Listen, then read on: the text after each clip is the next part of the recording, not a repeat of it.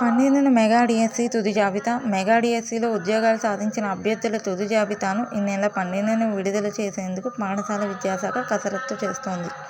ముఖ్యమంత్రి చంద్రబాబు చేతుల మీదుగా అభ్యర్థులకు నియామక పత్రాలను అందించనున్నారు. విజయవాడలో ఈ కార్యక్రమాన్ని నిర్వహించాలని విద్యాశాఖ నిర్ణయించింది.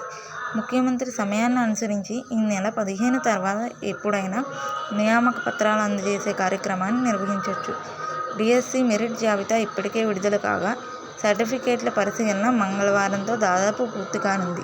3వ విడతలోనూ ధ్రువపత్రాల పరిశీలనలో సుమారు 30 మంది అభ్యర్థులు తిరస్కరణకు గురయ్యారు. వీరి స్థానంలో కొత్తవారి ధ్రువపత్రాల పరిశీలనకు పిలిచి ప్రక్రియ పూర్తి చేస్తారు. తుది ఎంపిక జాబితాను 12న రూపొందించి వెబ్సైట్లో అధికారికంగా ఉంచాలని అధికారులు నిర్ణయించారు. ఇదే జాబితాను జిల్లాలకు పంపిస్తారు. మొత్తం 16,347 టీచర్ పోస్టుల భర్తీకి కూటమి ప్రభుత్వం ప్రకటన విడుదల చేయగా దరఖాస్తు చేసుకున్న అభ్యర్థులకు పలు విడతలుగా కంప్యూటర్ ఆధారిత పరీక్షను నిర్వహించారు. రిజర్వేషన్ రోస్టర్ ప్రకారం ఒక్కో పోస్టుకు ఒక్కో అభ్యర్థిని మాత్రమే ధ్రువపత్రాల పరిశీలనకు పిలిచారు. కొన్ని రిజర్వేషన్లకు సంబంధించిన పోస్టులకు అభ్యర్థులు లేకపోవడం, ఇతరత్రా కారణాలతో 700 వరకు పోస్టులు మిగిలే అవకాశం ఉంది. వాటిని వచ్చే డిఎస్సిలో భర్తీ చేస్తారు.